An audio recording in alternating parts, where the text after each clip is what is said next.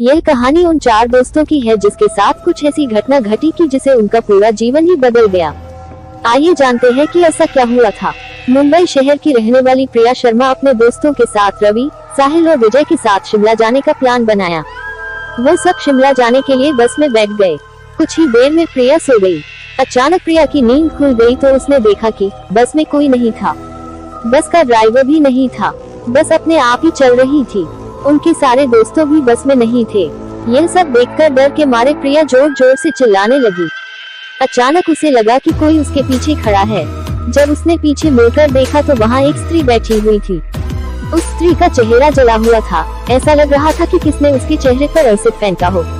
ऐसा भयंकर चेहरा देखकर प्रिया ने चिल्लाना शुरू कर दिया, बचाओ बचाओ बचाओ। और अचानक प्रिया की नींद उड़ गई। वो एकदम डरी हुई और पसीने से पूरी भीग गई थी। पास में बैठे हुए विजय ने पानी की बोतल दी और बोला, शायद तुम्हें कोई सपना देखा होगा। थोड़ी ही देर में सब शिमला पहुंच गए और एक होटल पर रात बिताने के लिए गए। दूसरे दिन वो सब साथ में मिलकर होटल के पास वाले पहाड़ पे घूमने जाने का नक्की किया। करीबन आधे घंटे में वो सब पहाड़ की सबसे ऊंची शिखर पर पहुंच गए।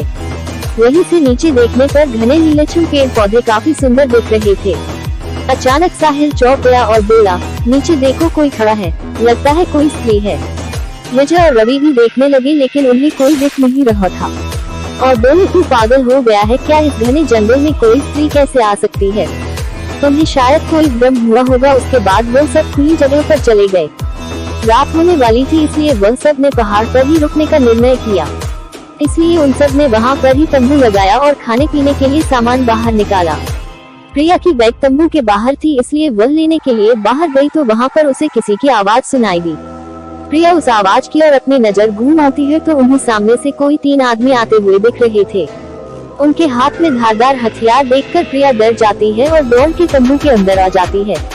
उसने अपने दोस्तों से भी यह बात की लेकिन कोई उसकी बातों पर विश्वास नहीं कर रहे थे।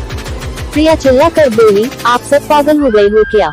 कोई भी मेरी बातों पर भरोसा नहीं कर रहा है। चलिए मेरे साथ बाहर, मैं आपको बताती हूँ। यह सब देखकर वो सभी डर जाते हैं और तुरंत ही अपना अपना सामान समेटने लगते हैं और बड़े से पत्थर के पीछे जाके छुप जाते हैं।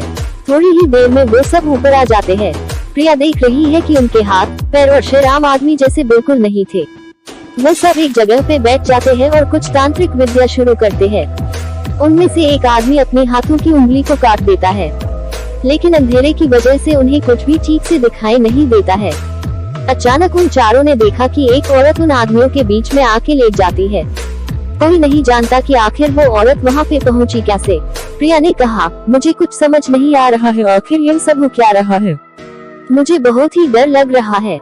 एक के बाद एक वो तीनों उस औरत को सूंघने लगे। वहीं पे अचानक उस औरत ने अपनी उंगली उठाई और हमारी तरफ इशारा करने लगी। हम सब डर गई। वो तीनों उस औरत को छोड़कर हमारी ओर बढ़ने लगे। हम सब पहाड़ी से नीचे होटल की ओर दौड़ने लगे। हमारी आवाज सुनकर वो तीनों हमारी ओर दौड़ने लगे। प्रिया और साहिल सबसे आगे थे और विजय और रवि उनके पीछे दौड़ रहे थे। प्रिया और साहिल होटल तक पहुंच गए लेकिन रवि और विजय का कोई पता नहीं चल रहा था। हमने होटल वालों से उनके बारे में सभी बातें की तो उन लोगों ने कहा कि उस पहाड़ पे कोई नहीं जाता है, वो पहाड़ शार्पित है, जो भी वहाँ जाता है वो कभी वापस नहीं आता है। आपकी किस्मत अच्छी थी कि आप अभी जिंदा है। लेकिन हमारे दोस्त रवि और विजय कभी भी वापस लौट के नहीं आए। हमने उन्हें ढूंढने का बहुत ही कोशिश की, पुलिस कंप्लेन भी करवाई लेकिन कोई फर्क नहीं पड़ा। दोस्तों, अगर आपको मेरी यह कहानी शिमला के शार्पित पहाड़ पसंद आई हो तो शेयर जरूर करना और चैनल को सब्सक्राइब जरूर करना और साथ में बेल आइकॉन को प्रेस जरूर करना।